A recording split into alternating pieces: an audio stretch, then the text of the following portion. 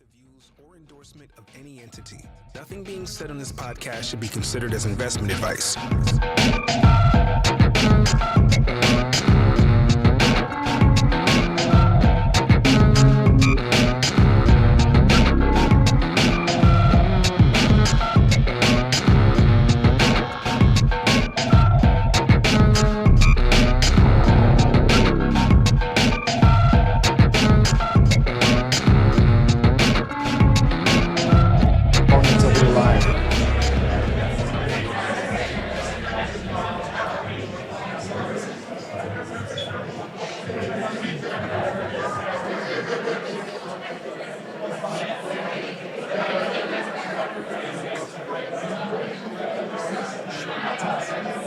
It is us. That's what you look like. 9 days out of 9. You look good. You look skinny. Oh, we are live. You are live. So apparently we are live right now, everyone. Welcome. Welcome to 100 Proof. I just got a message on the screen that says you are live, so that's how we know we should start. Derek, welcome, man.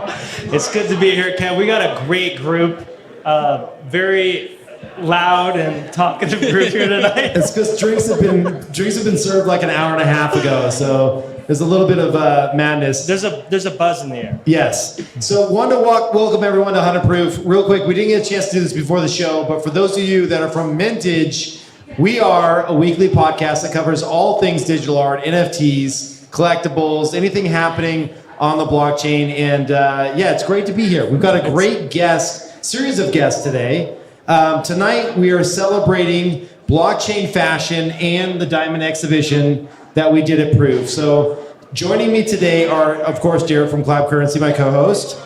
Our guests are Justin Mezzell, who's the co-founder of Proof. Round of applause for Justin. Let's go, Justin. Baby. We have Terrell Jones at the end here, who's a Diamond exhibition artist and just an amazing artist. Terrell is an absolute rock star, and I'll show you the back of my jacket here in a second. Oh, we got some hecklers out there. Got some Terrell fans, love it. All right, so who else do we have on the show? We also have Gala from Tribute Brand, who you might know as the inventor of the Squiggle generative sweater that has been taking Web3 by storm. It's huge. We'll be interviewing her a little bit later. And we have Nick Adler as well from MNTGE, which we'll talk about these jackets that we have, which are digitally enhanced, vintage, reclaimed, old school jackets. I'm obsessed. It's really. We just went through. We made our jackets. Nick did a great job here. I'm very excited about MNTGE. Yes. And then also stick around for some giveaways. We have some great stuff today we're giving away. And also you have a very special giveaway today. We do have a very special giveaway at Glitch. I know there's a couple of folks that are tuning in for this. If you supported Glitch by buying one of our every 30-day exhibition posters, who's the Squiggle this month, you were automatically entered into a giveaway for a bold squiggle. And that bold squiggle will be given away in a little bit. Awesome. All right, so let's kick it off first to talk about Diamond Exhibition with Justin and Terrell.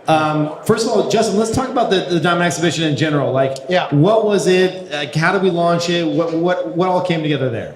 Yeah, I mean, I think so. Diamond Exhibition was available for every Moonbird who'd nested for 365 days. You know, we've really announced, Moonbirds for us is, we want this to be an art collector's PFP. It's not the only art collector's PFP. Web3 to us, one of the most incredible things that it can do is it can allow you to connect with artists in a beautiful and a really powerful and impactful way. And so Diamond Exhibition was our way to, Eli is somewhere out here. There's Eli. Eli's hiding. Pointing. He's talking. There he is. Eli's not even paying attention. Hey, there's Eli. What's up, dude? We're like, who's talking right now? And it's Eli. Eli has is the one created that's... an incredible exhibition full of incredible artists, Terrell Jones being one of them, and this incredible show that we really wanted to celebrate what is happening here in the space.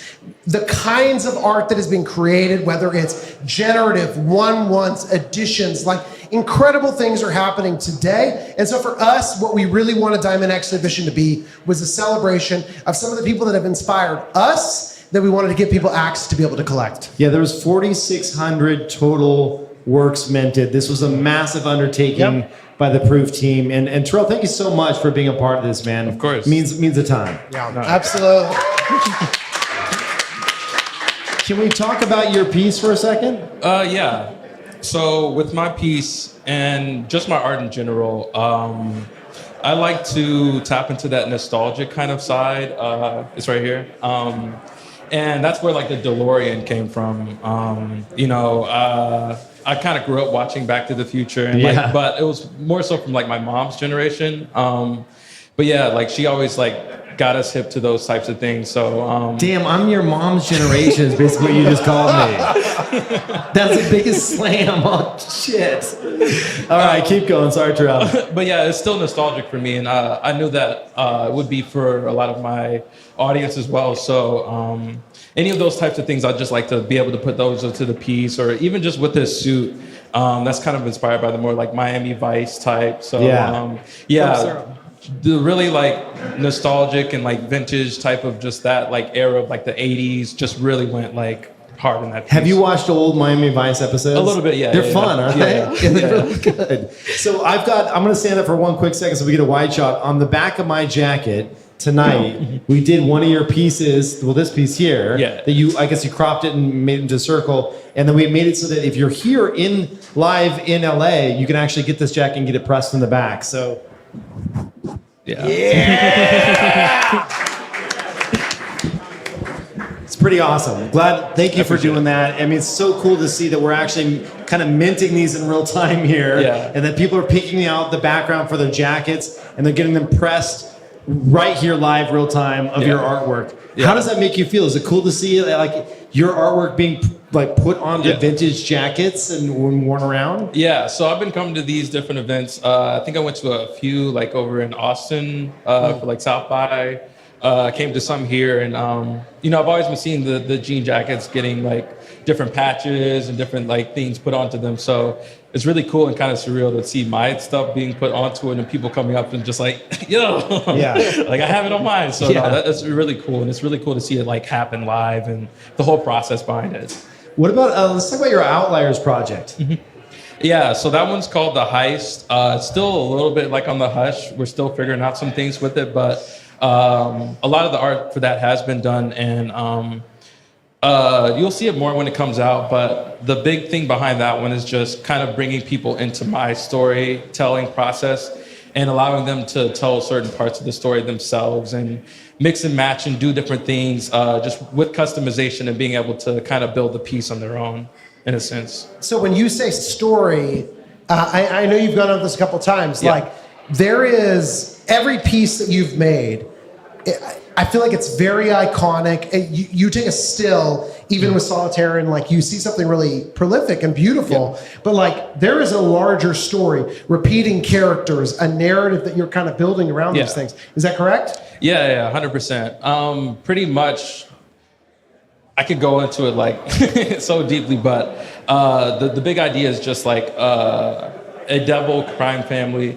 And just like mixing those different elements of like Goodfellas, Scarface, and those types of things, and just bringing together the story that people already know of like angels versus devils, and just kind of blending that all together in art, pretty much. Yeah, when we see those. You have a secret project that we're I hate to say dropping alpha now because people hate that, but like you're doing something unique on ordinals. What can you tell us there? I can't get too deep into it, but you can go a little bit. Just time a little bit. But yeah, even just with ordinals, and especially when it first started, I was, not to say hesitant, but I wanted to know a lot more about it before I just jumped into it without really knowing anything. But now that I have a lot more information, there's a group of artists coming together to do something really cool on there, and I'm super excited for that. We'll do something really cool. Can I just have a question about that? Just for folks who might not be familiar, ordinals is, just to kind of broadly speak about it, the mechanism by which you can start to mint art or mint digital objects that are unique on the Bitcoin blockchain. Yeah. And as opposed to how a lot of people have been minting work, which is through a smart contract on something like an Ethereum or a Tezos. Without giving too much away about your project coming up, I'd be curious to hear what was it about Bitcoin and ordinals that drew you creatively to kind of want to explore that chain? Yeah, I've kind of always been looking for the best way to get an entry into there. Because, I've been seeing different things happen on ordinals, and it's always seemed very interesting. But a big thing that attracted me to this was just the group of artists that were already involved and confirmed for the project. That definitely drew me to it, but also just the different things that you need to do for ordinals versus an ETH project that just even with the file size, with how much smaller it is, that can kind of hinder you in some ways, but also it can kind of make you think of the art in a different way. And even just being are a little different. Yeah, and being able to add different things to it. So we're going to have an audio file, a part of the project as well for each artist that will be able to, explain our piece, or some people are going to have music or whatever else. So I think that was really cool to just be able to kind of approach it in a different way that I would an ETH project. Awesome. I'm curious when you think about, tonight we have obviously one of your pieces of art going on a physical jacket. Yeah. How much of, when you think of the current NFT space and collectors in that space, where's the intersection of physical and NFTs for you at this point? Is there a world where you do more physicals, or you do physicals tied to NFTs? It seems to be, at least in the last few months, there's a big push towards, NFTs tied to some type of physical artwork as well.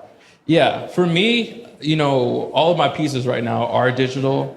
Something I want to do personally is just be able to bring them to life in different ways. So for some, I want to be able to bring some things that are in the pieces to life and bring them into the real world, or being able to put pieces or certain characters from the pieces on the shirts or whatever. But also just being able to have a physical piece and being able to link it to a digital piece is actually something that's very interesting as well. But yeah, there's a ton of different ways to approach it, especially for the NFT space. There's not really any limits to it. There's a bunch of different ways that you can approach things. So I'm always looking at different ways that I can kind of introduce things and kind of bring it to the broader world, or even just certain restaurants in my pieces that I created, and being able to try to think of different ways that I can have pop-ups and bring those, parts of the world into this world, not to give away too much, but I love it. I've definitely been thinking about that. Well, it's great to have you in LA now. Yeah, I appreciate it. That's awesome. Glad you're here. And all right, so we want to do some audience questions as well. Do you have any other questions for a good audience? I'm going to bug you later. I've got some secret questions I want to ask you. Well, you ask one secret one. Now you can't. People. It's true. Well, go for it. Well, one question that just came up from my mind is you're kind of teasing at it, which is you want to play with the physicality of the things that you're putting on ink, right, Yeah. or digital ink. I'd love to hear you talk a little bit about what it means to run a pop-up shop as an exhibition for the work that you're showing, and what that would involve. And would you partner with folks? Would you try and do it yourself? Maybe talk a little bit about how you're trying to map that next stage of your career. Yeah, the biggest thing for me, or even just because a lot of people ask for my stuff to become merchandise or t-shirts or whatever else. And the biggest thing for me is just quality. I don't ever want to do anything and it seems like it's halfway done, or the shirts are cheap or the prints are bad. I always want it to be of the highest quality. So that's kind of something that I'm always focused on. So with a pop-up, if it's for one that comes to mind, I have this piece called Bubs, and it's basically an ice cream shop piece, and my characters are in front of an ice cream shop holding ice cream. And that would be something that's easily turn into a pop-up. But I'd want to do merch, and I honestly want to well, I don't want to I don't want to trap myself into this now, but it'd be cool to give away stuff there as well, or have special stuff for my holders or anyone that holds certain pieces and stuff. Yeah. So I think that it would just be there's a piece right there. But yeah, to try to bring it to life as much as I can. Build Bubs. Put it somewhere in Los Angeles. Have the same ice cream that you can buy in the artwork in the physical form. Yeah. And start to tell the story in a physical space for a work that has primarily been enjoyed digitally, which I think is a really cool concept. And I'm very excited for the next step here. Thank you. Yeah. Justin, I'm curious to get back to what Diamond Exhibition and everything briefly. You did a bunch of patches, some of which for these jackets that you can get actually like sewn on in real time here. Some of which were hints to the Diamond Exhibition, and you designed a lot of these. Can you walk us through at least a few of the patches because I've got the snake, the snake on one. I got the moonbird on the other side here, and even though it's not my bio, just kidding. I got the proof here, and share art on this side, and then NFTs are dead with the skull.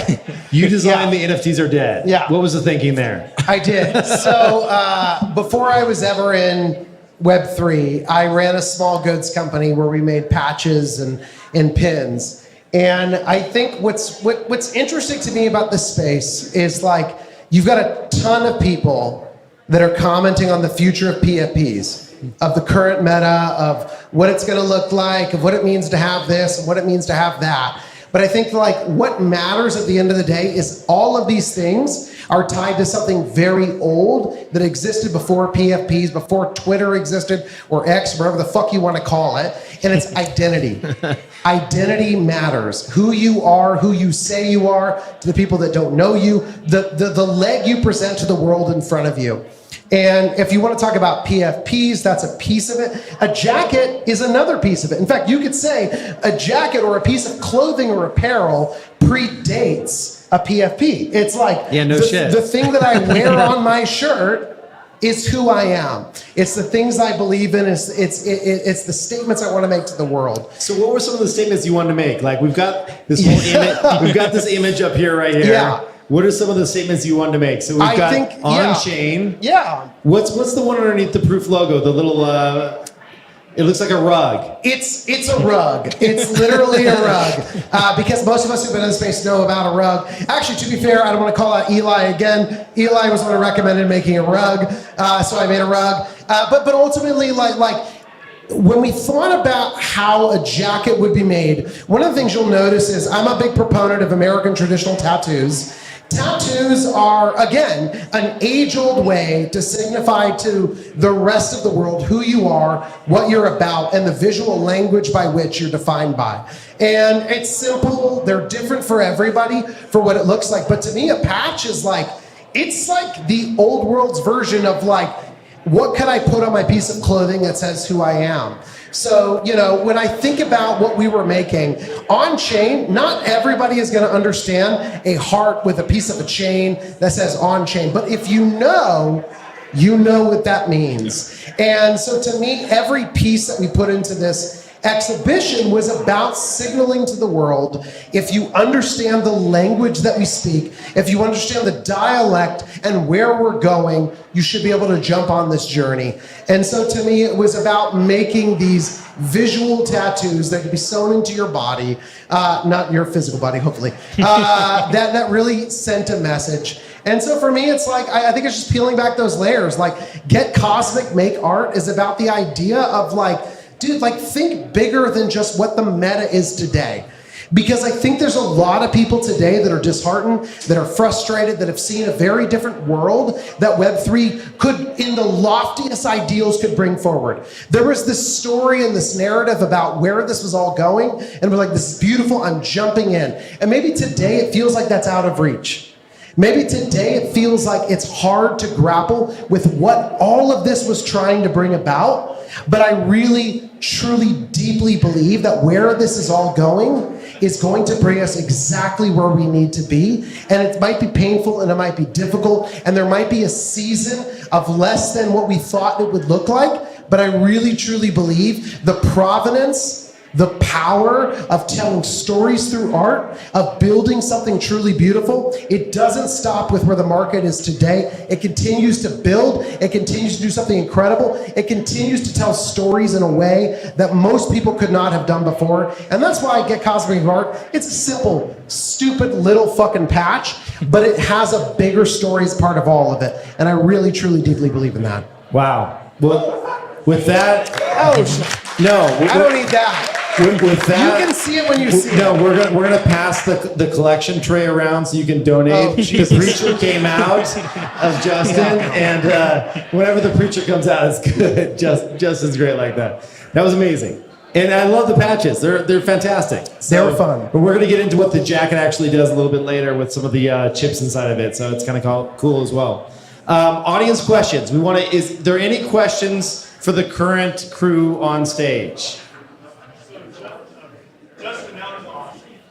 I don't need. No, we're going to Yeah. repeat whatever you You ask. sound incredible. So, Terrell, Yeah. I'm curious, as an artist, when you are doing your art, do you feel constrained to stick to like your style, your brand? Or do you feel like, because I see a lot of stuff like, the best way to be an artist, the way to make sure you brand yourself, make it distinguish you from other people, you have your own style. When I'm like traveling and stuff, my own art, I'm all over the place, whatever I feel like. Yeah. How do you thread that needle? Okay, real quick to repeat that question for Terrell. The question was like, do you feel to stick to your own? Oh, I want to repeat for the Oh, audience my that's bad. listening. Yeah. Not just for you, for the rest of the people that get the mic. Do you feel like you should constrain to stick to your own brand and identity? Do you have the freedom to kind of go above and beyond that in different ways?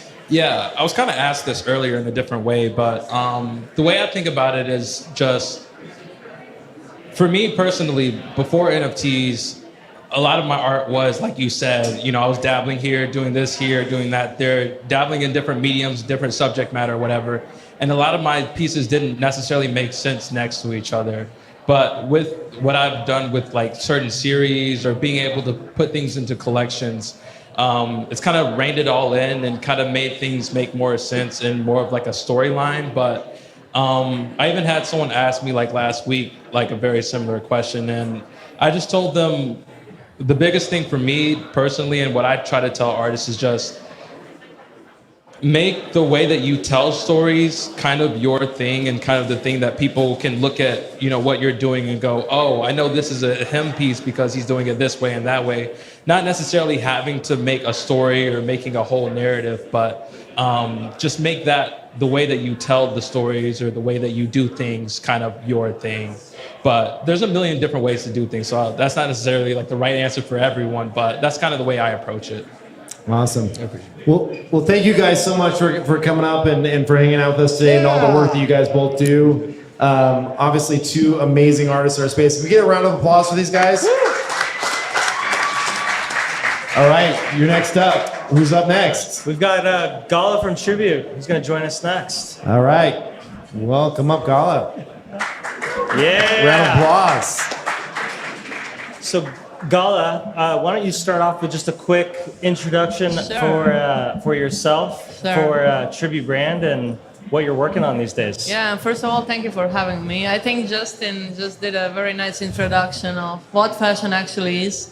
So, and I do fashion. My name is Gala. I'm the founder of digital and physical fashion brand called Tribute Brand.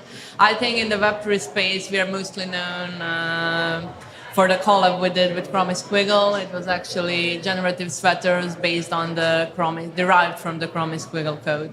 Yeah, so let's talk about that for a moment. You were just in Marfa, Texas last week.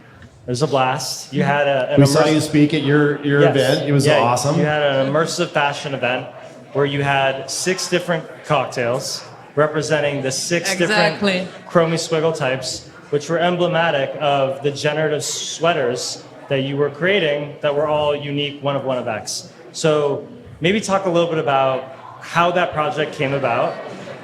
Which one, the cocktails or the sweaters? The Chromie Squiggles. The Chromie Squiggle sweaters. And your focus on the 3 different dimensions of the project, which was the physical sweater, the AR component, and then the virtual environment component. Yeah, I think the event we did at Glitch last week kind of nicely summed up our vision of what is fashion, and fashion hardly these days is in different realities, different worlds. So before it was like you can only just wear this thing in a physical world, represent yourself, and that was it.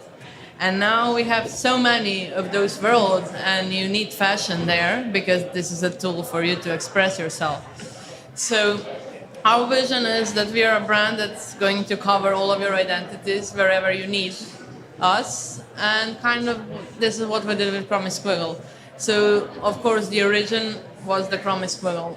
I love to tell that we hacked the code to create a blueprint, and that blueprint is actually being used to produce physical sweaters. Can we pull one out now and take a look at it? It's here, it's here. This is one from Derek. This is one of my squiggles. So This is Derek Squiggle. So the In idea real was life. the Yeah. Chromie Squiggle itself was procedurally generated on demand. Nobody, not even Snowfro, knew when I hit that mint button what Chromie Squiggle would appear. It was all randomly generated using the on-chain algorithm. And what you did was extend that same process to be able to create a physical sweater. So you created a Exactly. code that translated the unique Chromie Squiggle algorithm into a unique Chromie Squiggle Exactly. Is sweater. this your So- actual? This is my actual Squiggle. Is it accurate because of the math problem? It I is think, all. yeah, this it is is the all best. been- It has all been translated. I'm just giving you a hard time. I'm just giving you a hard time. But Kevin loves his math. Yeah. But long story short, there's this blueprint that's basically deriving all of the traits of the Chromie Squiggle. For the physical aspect, it actually serves as instructions for the machines to make that sweater. So each Dude, of this those is so sweaters, cozy. What machine made this? I don't know, to be honest. But is it like? Because, Is yeah. it? It must be a one-off thing, right? So these aren't mass-produced. They're like. No, for each one of these, it takes unique. 12 hours for Wow. one to be made. Yep. So we basically, we did this in a collaboration with this brand called Waste Yarn Project, which is doing amazing things. They are creating zero waste knitwear. So basically they collect leftover yarns and then they create those sweaters. So they're creating the physical aspect based on the blueprint we are providing them. And then the other aspect of it is its digital twin. So each of those sweaters has a Tribute brand NFC tag embedded into them. And you can connect it to it. You can connect to Tribute app. You can use this sweater as your avatar in virtual environments. And basically, I would say this is like this vision we have, that you have this one item, and that item can look and behave differently based on an environment where you're using it. But everyone will see this is this piece. One question for you, like when I think of this piece, obviously almost everybody in this room is aware of Chromie Squiggles. It's such an iconic piece in generative art. What's next for you in terms of when you think about how does this go mainstream? Like how do you get this to 100,000 people, to 250,000 people? Yeah. Like what infrastructure needs to exist? Is it not there today? And then what is the project that gets us there? I think the infrastructure is not there today, especially for the physical aspect. As said earlier, it takes 12 hours for Right. one to be made. So it's not cheap. But in the end, we're all fed up of fast fashion. I think the future of fashion looks like that people will wear really like good quality clothing that's made out of best materials that can last forever. I think this is it. Oh yeah, that's So in the end, maybe we are early enough. And I think it's just about mainstream adoption, which I don't think it's very hard to tell to someone that you're going to have like unique piece that's tied to you, as for example this. yeah. So I think we are here. I think we are quite here. It doesn't take a lot. I think big brands are already started adopting it. So. But it sounds like do you want to focus on that higher end of the market where the pieces do take, 5, 7, 12 hours to create and have it be that versus like fast fashion generative? I won't do fast fashion for sure. Oh, really? Yeah. I think overall, I think fast fashion movement is over. Me personally, I haven't bought my background is in fashion. I haven't bought any fast fashion piece, I think, in 10 years. So I think this is over for the people, and I think this was bad. And in the end, I would love to streamline this production to make it more accessible, Yeah. but in a way that makes sense for the future. So that's the physical component, right? Yeah. So I think what Kevin was touching on here is like this is high end. It takes 12 hours to create. Yes, it's generative, and they're built one at a time. And what your response was to that was over time, you believe that this will become more accessible. Maybe the prices will come down. Maybe not the knitwear. Maybe it will be something else. Yes, but I think the other interesting component here is you get three things when you mint this sweater. Exactly. You get the physical, but then you also get a chip that links to an AR version of the sweater, and you also get a separate token that's tradable that represents the virtual sweater that you can put on an avatar or that you can use in 3D. Yeah, right now, if we speak in terms of self-expression, we have three main realities. We have physical one, we have mixed reality, and we have fully virtual environments. So this is the physical one. Mixed reality, there's AR. So people point out their phones. Eventually in the future, they'll use AR glasses. And then there's the third one, which is fully virtual one, and this is where your avatar comes. And this is where your skins for avatar comes, or just purely avatar that is just like fashion thing. It doesn't even have to be a thing on a human avatar. You can be whatever you want. And it's all interconnected. So the concept is maybe the product for physical generative sweaters, it may take years for this to become a little bit more accessible. But in the meantime, we know hundreds of millions of dollars are being spent on Fortnite skins. And so the digital sweater that represents your unique squiggle can be put on your avatar today, where there is already product market fit and things are accessible. Is that the concept? Yeah. I think this is it. This is what's happening right now. I love how she's still like, of course, yeah. Of course. Yeah, it's like, let's go. But it's like not obvious to everyone. Like, You're like, what are you talking about, Derek? Of course it's going to be the future. I love and that. I think like younger people, they even care more about their digital appearance. Yes. So how are you extending this concept further? I think Kevin was asking this earlier, but what's your next project? How are you thinking about taking this a little bit further? Where are you? Cryptodes, come on. Yeah. Let's go. It's the winter. We are not doing anything. It's the winter. We gotta stay warm. We are just waiting. We are just waiting for the bull market. No, I'm kidding. We have this other project that actually came first, and I think I don't like to call ourselves first, but I think it's actually is the first generative fashion project ever released, which is called Punk. The main idea behind it, I think Derek kind of touched on that project. A couple of times. Yes. But basically the main idea is that we hacked, because we're called Tribute Brand, we hacked brand Victoria's Secret, their brand called Pink. We created Punk version out of it. It also has those three different segments. You have a logo, which can be your PFP, you have your avatar, which is this creature, and you have physical traction. So this project right now, we launched it last year. So what's coming with that, in a couple of months, the physical version is finally going out, and with that we are going to also introduce some nice things for the holders and the new buyers, and I would like to keep this for a surprise. But each time I wear this tracksuit that I'm wearing right now, I feel happier and happier how interconnected all of this is and what it means. If you could pick one company in the world to collaborate with, it could be any company from McDonald's to Michael Jordan. Who is your all-time highest possible threshold of collaboration that you would want to do?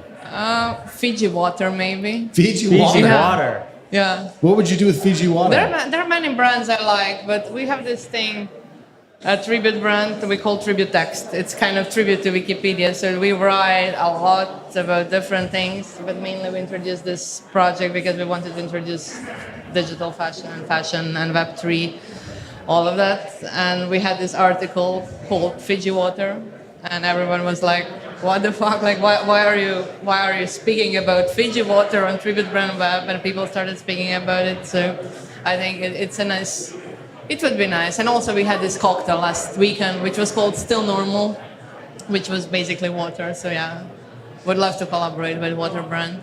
Love it. So let's toss it to the audience. Yeah, let's do an audience question.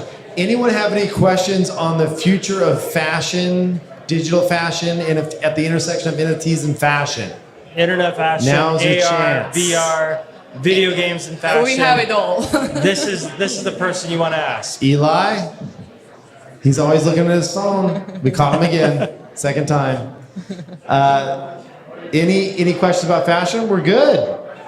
Everybody's an expert now. Everyone's very familiar with fashion here, I think. So last question for you then is, you've got these Chromie Squiggle sweaters that everyone in the world wants one. Do you have to own a Squiggle to get one? No. You don't? Okay, and then can you still get one today? Of course, yeah. To celebrate. Well, how does that work? Tell us how that works. To celebrate our event in Marfa, we actually reopened the mint. So if you own one, the procedure is quite simple. You can generate a sweater based on the squiggle you own.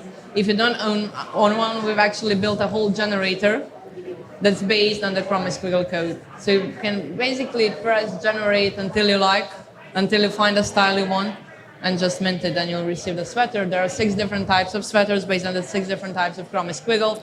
So we The obviously fuzzies have, are the best, by the way. Yeah, you like the fuzzy? Oh my god! Fuzzies are I sick. touched the material. Yeah, It's I amazing. don't know. I think fuzzies, hyper fuzzy is amazing. This one, I think this is the one I like the most. That's quite nice. Yeah. Bold. Yeah, all of them are nice. Yeah. Fantastic. Well, thank you so Yeah. much for joining Thank us up you. here on Thank you stage. for Can we the get a round of invitation. applause? All right, we'll hand that back to you. And Thank you. up next, we have Nick Adler on the stage from Let's Mintage. go, Nick Adler. Come on up, Nick. Oh my God. Maggie is the best. Thank you, Maggie. Call Maggie. Oh shit, you got your own entourage, man.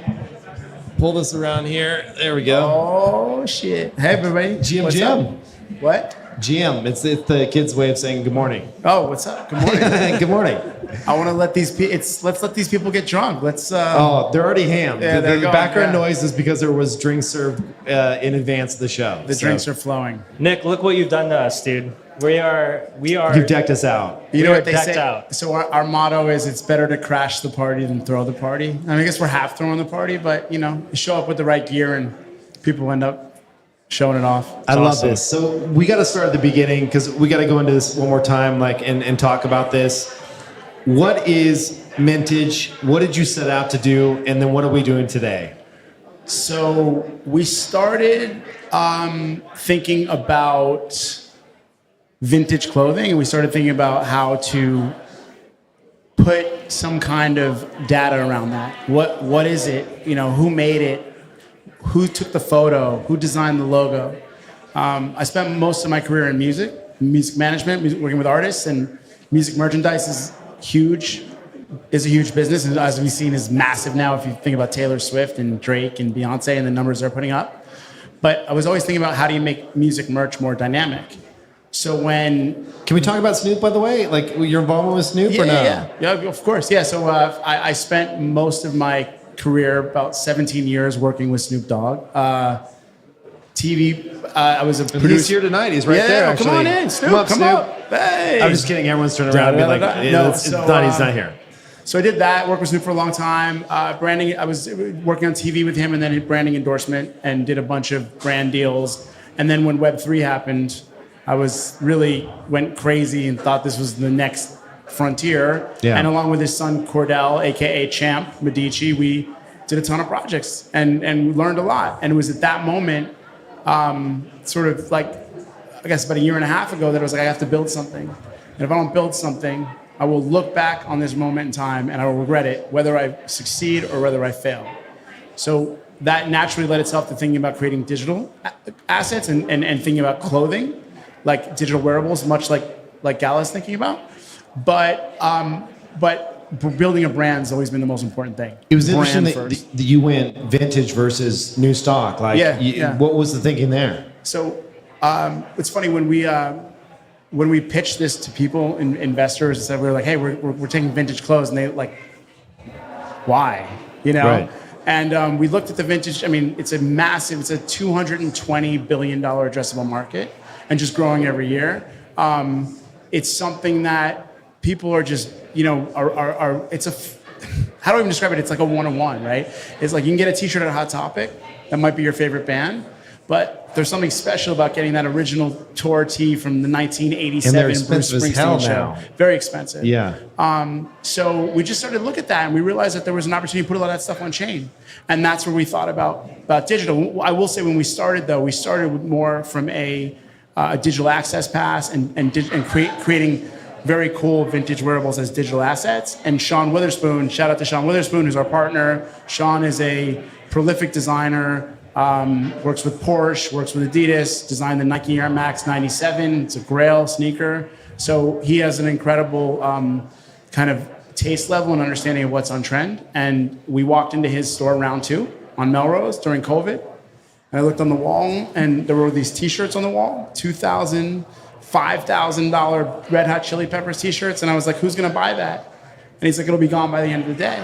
Mind you, it was $2,000 at that point Ethereum was like $4,000, so it flipped Ethereum because it's like 4,000 now. But anyway, those T-shirts continue to sell at really high prices. How do you verify that something isn't like old stock with a print on it, right? Like you could find an old T-shirt and just throw a logo on it. It's insane. It's experts. He is an expert, and his team, our team, are experts. So we have people sourcing from the rag houses, and you should see them opening up a box of T-shirts or sweatshirts. You say you walk into a rag house, you say I want black tees. Boom, massive, salvaged or just old, recycled, given away T-shirts come out, open them up, and so fast they go through looking at the tag. I mean, if it's a tag that's on the back of the T-shirt, it's probably more modern, just printed.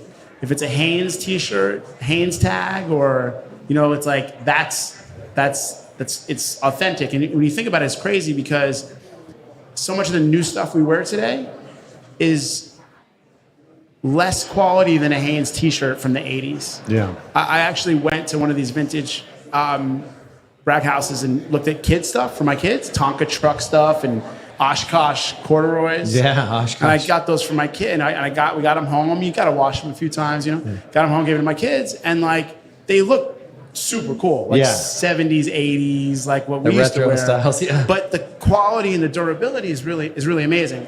So we started playing with all this stuff, and we started to think a lot about what we were doing in Web3 and what we were doing with digital assets, and we're like, there's something similar here. So we started to experiment there, and that's when we really started to play with denim.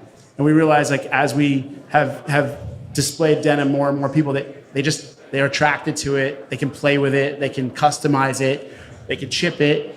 And now I feel like it's just we're at the kind of perfect place of what we're doing. Would you consider this? And I don't know if I'm getting the terminology right. You're the pro here, but is this kind of considered upcycling, where you take something that's vintage and you add additional value by what you put on top of that existing item? Yeah, I think so. I think upcycling, there's a lot of people doing incredible upcycling, like a lot of brands that are really, really well thought out and redesigning essentially. They may be breaking them apart, retaking the stitches, adding new materials, creating, I think, essentially new projects. This, to me, in a certain degree, but I think this is a lot more as embellishment. And we're using it as a canvas. I would call it upcycling, but I wouldn't put it on the same level as some it's not like you're charging $3,000 for it. Yeah, exactly. So what's sorry, Derek, I don't want to cut you off. Last question, I'll let Derek go to town. What's going on right here? So if we look at the camera here, you can see we have your logo here, but what's actually happening? Yeah, so basically, very simply, if I just tap my phone to it, up pops a link. You open it up. And when the web, if you have Wi-Fi here, there you go. There it is. There you have essentially, I don't love the nomenclature, but it's a digital receipt. It's something that is the provenance, the rarity, and the traits. It also tells you, what number it is. So this is you have number 22. I imagine number 1 is probably more sought after, and maybe it was worn by a certain person, or maybe an artist signed it who you went up to, and that adds to it. So that will forever, every time you update that on the chip, that'll live with the jacket. So there's just to play this through, if I claim that with my wallet, which I did, and then I'm like, hey Derek, I want to gift you this jacket, then he can add his own claim to it, right? Can you do that so when you look at something over generations, can you see the change of control there? Yeah, absolutely. Well, this receipt lives with this jacket. So when you essentially, if you were to sell it or give it away, they would tap it, and they now have ownership over this receipt. We, from the Mintage side, can update it. We can say, hey, you are an owner of this piece. We are now opening up an exhibit for you to attend, or something like that. Beyond that, these patches now, these patches are a different kind of patch, but we worked with the Keith Haring estate and the Christie's auction house to release a Keith Haring limited patch. That Keith Haring patch is only a certain number of those made, and they each have a chip. So when you receive that chip, you attach that chip. There it is right there. We can throw up here on the screen here in a second. But so when you put that chip on this jacket, and you then go and you tag the jacket on the chip, that patch forever lives with this jacket. So cool. So, we're adding memories. Imagine going to Major League Baseball games or Bruce Springsteen concerts or Grateful Dead concerts. and adding memories to these items over time. And you might one day pass that jacket on, you might sell it, and you might just want to keep it as a relic, and you have that digital on-chain memory. We're getting so many fun things in IRL here. Like I got a Chromie Squiggles pin from Marfa. You can really deck these out and make these like NFT jackets, which is fun. Yeah, it actually, you touched on this a little bit, Nick, but you're now starting to create like representations digitally that live on a blockchain, that are provable, that anyone can look to around the things I'm putting on a jacket or who has owned the jacket over its life. I guess what is exciting for you at Mintage as you kind of look at this new design space of all of these cool tools that now like have, representation in a digital form factor that you can have a conversation with? Where do you want to take Mintage? Like, how do you want to evolve the product suite around that? I mean, to me, it's like when you watch a really good movie sometimes, like, take away everything, it's the story, right? For what we have done from day one is we want it to be a brand that people really love. And I want, people may not know about the chip, they may not know about the patch, but they feel that the cultural resonance around the brand is special. And I want people, number one, to want to just ride with the brand. Number two, I want to enable technology to separate us from everyone else. I want to embed software that people are like, these guys are on a next level. I want you to go to music concerts wearing the jacket. I want you to collect, all the different items from concerts and shows and your favorite artists. Like what I've really learned over the last 2 years, especially through the Web3 side, is that, I've always been a fan of art, but I just love collecting it. I really do. And I love being able to work with the artists like Keith Haring, the Keith Haring estate. Like that's a dream. I asked my dad in 1990, probably 5, to take me to the Keith Haring pop shop on Lafayette Street in New York, because I was a kid who was just learning about hip hop, and I was seeing Keith Haring's graffiti around New York, and I heard about his shop, so I went there, and that was the first time that was the first time I was a fan of an artist. And it's crazy for me 30 years later to be able to work with that estate and to be able to sort of get access through this patch. To like Justin's point, it's a patch, but it represents so much more. So I want to continue to be able to work with artists that I dream and admire through simple engagements. That's awesome. I love it.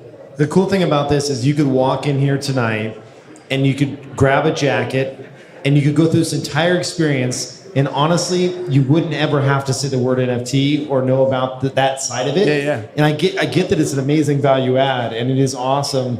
And when they learn into this, but it seems to me, and correct me if I'm wrong here, but you're going for something more approachable for the masses. Yeah. And then it's kind of like a back door into getting them into more of a digital collectible. Exactly. I think when people engage and they tap, they have known nothing about what we've studied. Right. They are just like, this is cool. It's an eye-opening experience. And they may never claim it. Yeah. It may just be totally used as a website.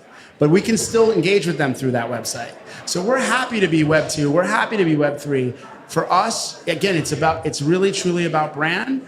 But also, like, I'm from that new school, man. Like, I don't want to use these words. I don't want to use these words that scare people.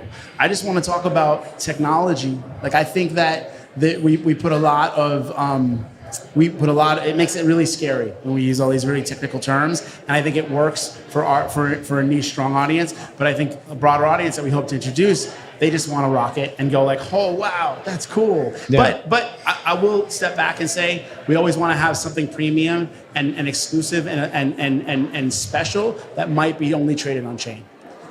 Well, congratulations. These jackets are absolutely insanely awesome. Like, I love mine. Thank you. They're amazing. Yeah, I mean, it's cool. It's a And your canvas, pants right? were amazing too. I tried to get they sold out Yeah. before I could get them. Last real quick question. Well, let's actually go to audience question, but real quick, I know we're running out of time. The 30-second version, what does the Mintage Pass get you? Because that is an NFT that you can own as a pass. So the Mintage Pass is really, right now, there's a bunch of free digital collectibles that you can claim, but really right now it's giving you a lot of access to purchase things for less. It really is. So like we have a vintage market every week, not chip, nothing, but we really respect the vintage craft. So we're pulling Tokyo picks from Tokyo. Like right now it's Keith Haring t-shirts and stuff that we've sourced. Like real legit. We sold yeah. a Wu-Tang Clan original bootleg tee that's probably $2,000 street value. We sold for $1,200 on the site because we want to be able to enable that pass to get you more and more and more. That's so cool. So that's that. Love it. Nick, thank you so much. Let's get a quick audience question. Anybody? Any questions out there for Nick around all things fashion / upcycling / this audience is quiet tonight. It's all good. I want you guys to have fun. Don't ask me a question about some fun. It's all good. We've got a lot of great jackets going out tonight. A lot of different patches going on. Nick, thank you so much. Appreciate it. Appreciate it. Derek, thank you. I'm fans of you guys. Day one. Thanks. Awesome. All right. It is that time where we're doing a little bit of a giveaway. 4 in total. We got a lot of giveaways. That's what the prompter says. We're just giving everything away. That's right. So first we have 3 giveaway winners. Let's see. See Maggie here, IRL, Foundry after the show. Who are the winners? What are we doing first? I guess we're starting in order. Okay, we got Gala first. We got Mintage second, and we got Proof third, and then we got the Bold Squiggle fourth. Okay, so why don't we start with Gala? Let's go. Eli's happy. Eli wants to win. Eli is trying to win. Now all he's this. engaged. When the giveaways come out, Eli's all about it. All right, so we've got the sweater giveaway that we're going to do. We got Tribute Brand Gala. She is giving away 1 odd sweater mint. We've got the winner named right in front of us. Do you want to do the honors? Yes, Federico Galavis. Federico Galavis. There he is. Is that you? Federico. Let's go. Amazing. Love it. All right, we got congratulations. The Mintage giveaway, where Mintage is giving away 1 jacket and 4 patches. I know this name. The winner is Terry Rossi. Let's go, right over there. There we go. Yeah. All right. Do you want to do the honors? We've got some Moonbird merch coming up. 1 hat and 1 large shirt combo to Aaron Blasadel. Aaron, there's Aaron right there. Woo! I'm sorry if I got your last name wrong. Is it Blasadel? Yeah, merch that's right. that man up. Aaron, by the way, has pigeons that make art. This is true. What is the website? Pigeonart.xyz. I kid you not.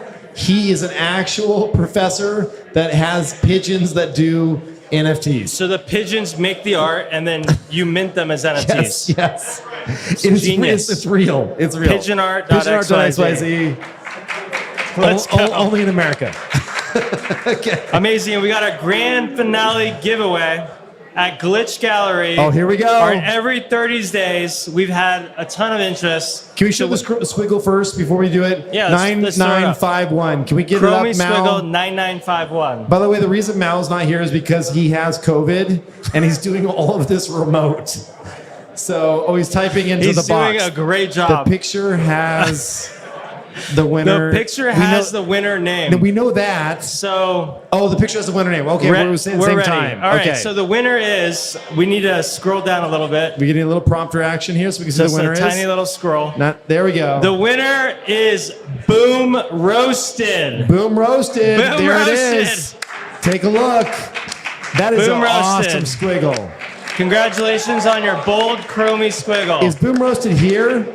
We will be reaching out to Boom Roasted if they're not here. Derek, how can the winner claim their squiggle? The winner can claim. We are going to reach out. We'll send a courtesy email, but really, we can just send the squiggle. We'll send you one of the pigeons. We can send you. We'll send the squiggle by pigeon. One of the art pigeons will deliver your squiggle. We'll reach out to you, Boom Roasted. Congrats on your new squiggle, dude. Yeah, this has been an awesome show. One of the things I love about this, for everyone that's watching, just to recap, we've got a fantastic audience here tonight. I mean, there's a packed house. And this, I will tell you without a doubt, this shows the power of like physicals, community, digital art, collectibles, all coming together under one roof, under a shared vision and mission to like push things forward. Totally. And the thing I love the most is that everybody has a different approach. Yes. A different lens by which they're building that feature. And in the aggregate, it's like how we get from A to Z. And it's all good vibes here. You go here, It's the best. it doesn't feel like it's a crazy bear. Like No. it's like hugs, hangouts, like Drinks. seeing old friends. Eli's drinks. drunk, hanging out. Eli's hammered. He doesn't know where he's at. There he is. He's somewhere. He Where is keeps he? jumping around. What's he doing? Oh, why is keeps he moving jumping around? around. He's moving around. All right. Anyway, we just want to say thank you so much. This has been a fantastic episode, and we're excited to see you back again in a week. We are. Let's All do right. it. Thanks, See you everyone. soon.